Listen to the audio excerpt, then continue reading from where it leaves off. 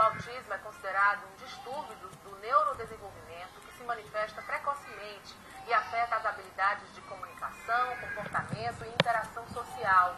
Aqui em Fortaleza, a Casa da Esperança, uma entidade conveniada ao SUS e que existe há 19 anos, atende 400 autistas. E para falar sobre as atividades desenvolvidas pela casa, nós convidamos o diretor Alexandre Mapurunga. Roberto Maciel também participa da entrevista. Bom dia, Alexandre. Bom, vamos começar falando um pouquinho sobre o autismo. Como reconhecer quais são os principais sinais de uma criança autista?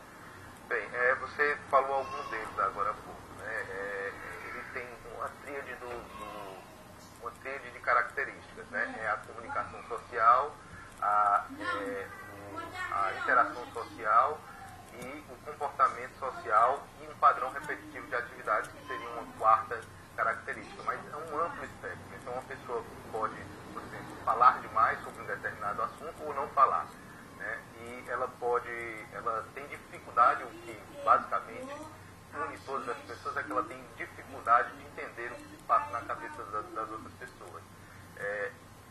O estereótipo da pessoa autista seria o autista clássico seria aqueles movimentos repetitivos, né? Mas a gente tem pessoas, por exemplo, que têm informações sobre determinado assunto, por exemplo, música ou dinossauros, que são aqueles chamados Asperger. O personagem do Dustin Hoffman naquele filme Rayman é um clássico, então, vamos dizer assim, um padrão clássico de autista, com um comportamento clássico de autista. Exatamente, ele é o chamado Asperger, né, que tem pouca habilidade social, mas tem muito conhecimento sobre determinadas coisas. Ele tem habilidades específicas para contar, né? Você lembra que ele caiu um fósforo, uma caixa de fósforo no chão, e ele sabia quantos fósforos tinha. Qual é a causa do autismo? A pessoa já nasce com esse problema, ou desenvolve durante a infância, a adolescência?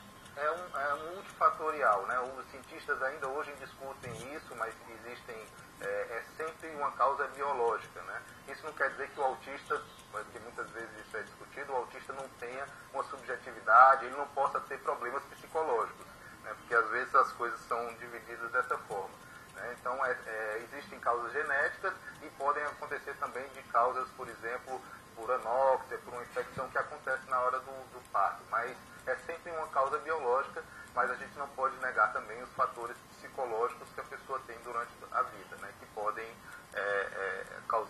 podem agravar a situação, e acontece com qualquer pessoa. Né? E a Casa da Esperança é uma ONG que já existe há 19 anos, a Joana lembrou agora há pouco. Ela desenvolve esse trabalho, mas é um trabalho suficiente para a demanda que tem no Estado? Não é, né?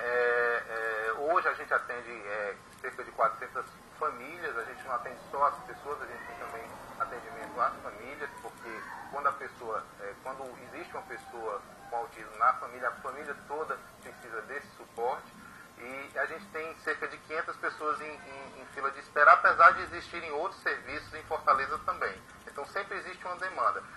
Hoje, em nível mundial, existem pesquisas que dizem que 1% da população tem um dos transtornos do espectro do autismo. Ou seja, se você projetar para Fortaleza, eu acho que 27 mil pessoas.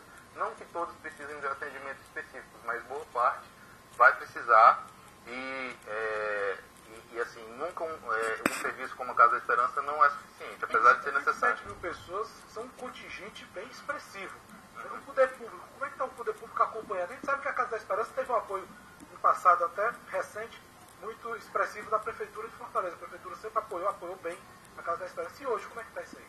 Não, hoje a gente continua sendo com convênio com o SUS, parceria com o SUS, e a gente agradece muito esse aporte que a gente tem, né? Mas o tema da campanha de hoje, né, Vivendo o autismo sem preconceito. Vivendo o autismo sem preconceito. Era justamente sobre isso que eu ia perguntar. Tem muita gente que não aceita, Alexandre, esse problema dentro da família.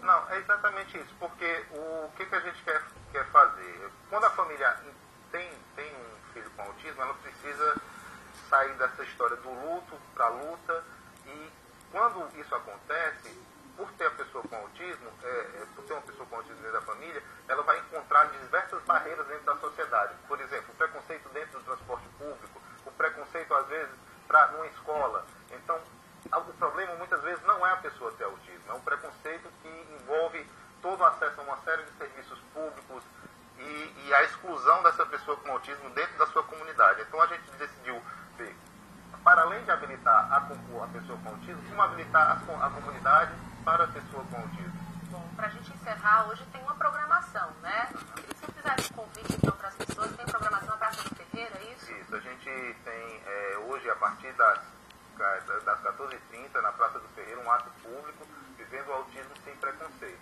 Através de parceria com a Prefeitura, também vários monumentos da cidade vão estar iluminados de azul, que é um movimento mundial, né? São Paulo, a Ponte Estaiada, o Cristo Redentor também vai estar, no Rio de Janeiro, vai estar iluminado de azul. E desde sexta-feira passada há atividades, né?